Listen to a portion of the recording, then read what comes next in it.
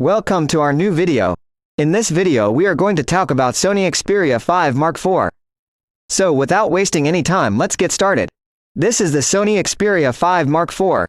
The Xperia 5 Mark IV bring to the table, and could this be the compact flagship to get this year? It's been more than a year since we saw the past model come out, the Xperia 5 Mark III. And the Mark IV look to improve it in nearly every way. It upgrades the screen, the chipset performance, the camera assault and battery limit, and it has even shriveled to be only a little bit more reduced. Plan-wise, Sony is adhering to a no-nonsense look. That is basically the same as the past model, except that the upgraded one is a tad shorter and smaller. The flat back is made of Gorilla Glass Victus and is covered with a glazed matte completion.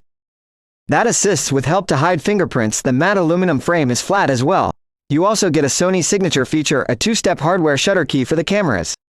The Xperia 5 Mark IV is similarly as residue-safe and waterproof as the rest of the series, with an IP65 IP68 rating like last year. The Xperia 5 Mark IV's display is a 6.1-inch OLED with a 1080p resolution, a tall 21:9 aspect ratio, and a quick 120Hz refresh rate. And as a move up to last year, this Gorilla Glass fixes protection here too. Another improvement is the brightness. The numbers depend upon the color mode, but we had the option to maximize a limit of 660 nits with the manual slider, and this lifts very nearly 1000 nits in auto mode. And jump from the past model, the screen is very sharp at just about 450 pixels per inch and has great contrast thanks to the old technology. There's support for 1010-bit color. And the color choices here are truly top to bottom. You can achieve extraordinary colors accuracy if you jump into them, and there's support for HDR10 too, as a feature that can elevate SDR content to HDR continuously.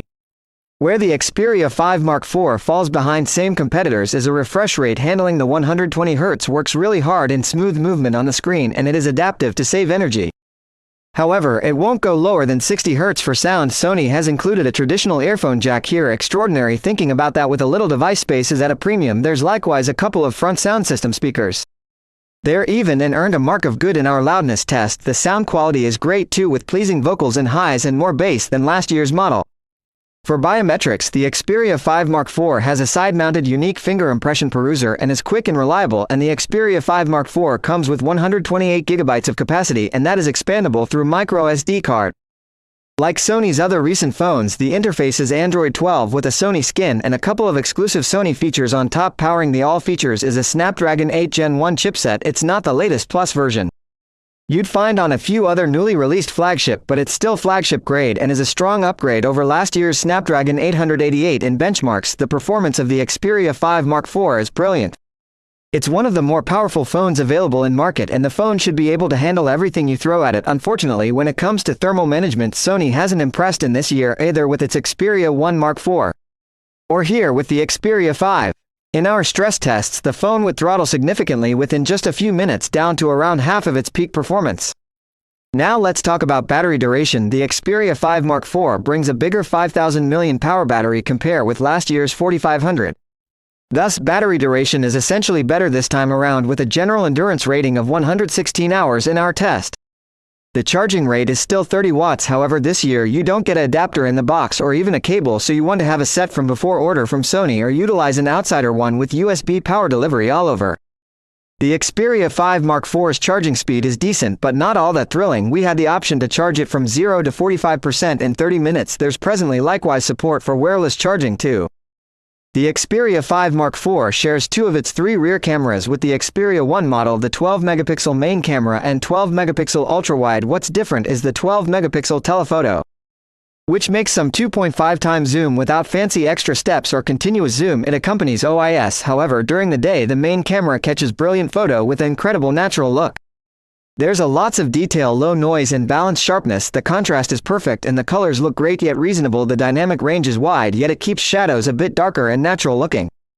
Even though the ultra-wide camera supports self-adjust, the auto mode prefers taking micro shots with the main camera, and those are great with remarkable detail and a perfectly amount of sharpness. Portrait photo from the main camera are good.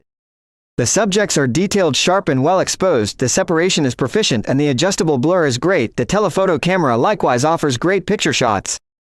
However, they aren't quite as great as the ones from the main camera due to the small sensor and darker lens. The telephoto doesn't have different zoom steps like on past Xperia 1 and Xperia 5 models.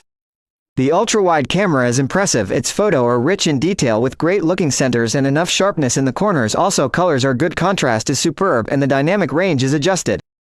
The 12-megapixel front camera is a decent upgrade over last year's selfies are great, they're probably some of the most detailed we've found in some time, and there's balanced sharpness, realistic colors, and good dynamic range. Now come to video recording. The Xperia 5's performance is pretty much in line with what we saw with this year's Xperia 1. You can record up to 4K at 120 FPS with all rear cameras.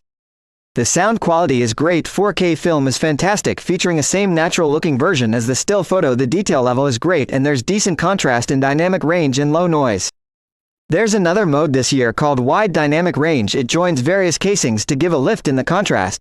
So that is the Xperia 5 Mark IV. Sony has done a great job providing some nice improvements over the past model, including a more brighter screen, better battery duration, an upgraded chipset, and an even more compact form factor. The camera performance here is probably awesome around 2. Our main genuine issue are that there's no charger included. The thermal management isn't the best if you're a heavy gamer. However, you likely wouldn't feel it, so if you are looking for a flagship with a pocketable design and fantastic cameras, the Xperia 5 Mark IV earns our full recommendation. Thanks for watching, guys, and see you on the next one.